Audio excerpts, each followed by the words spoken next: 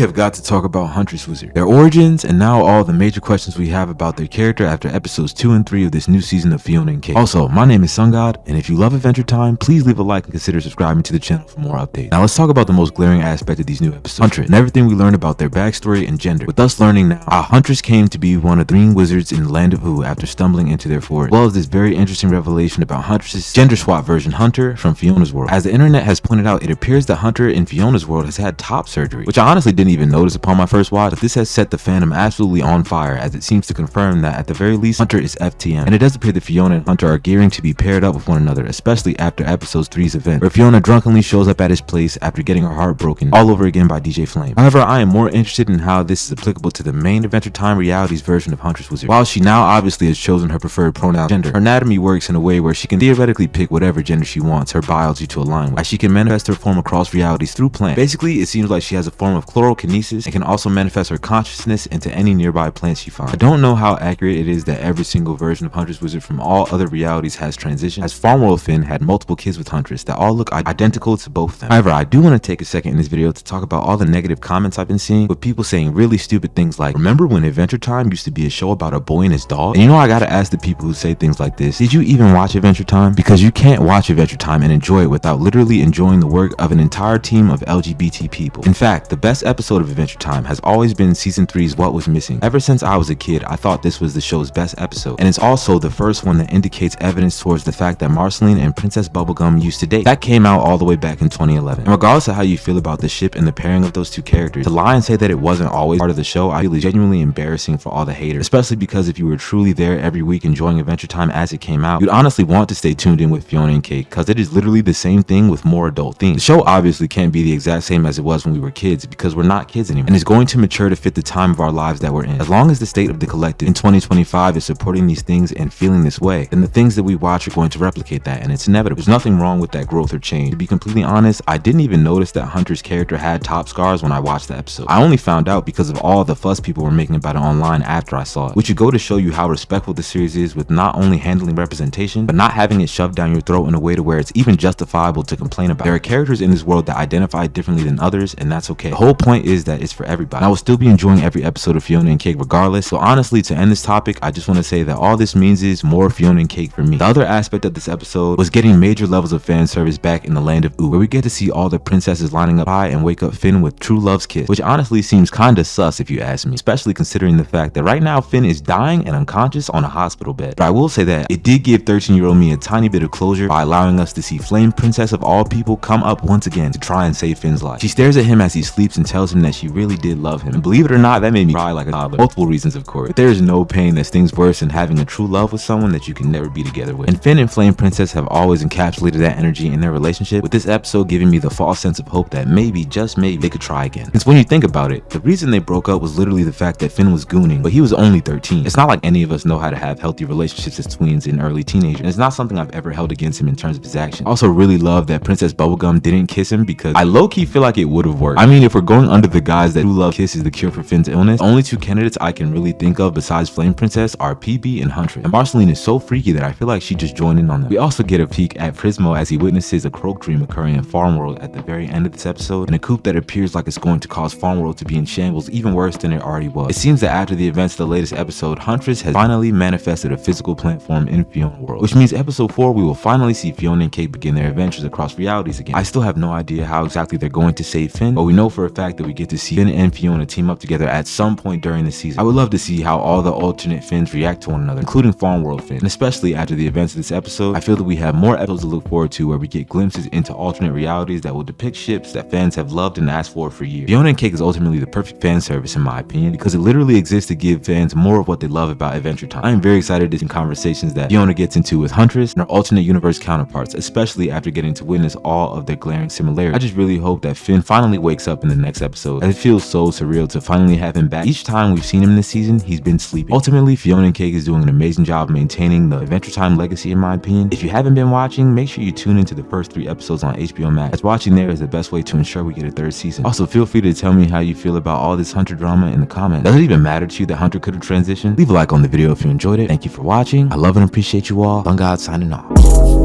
I come in clutch like a genie. Don't talk unless you need me. You talk too much, you need it.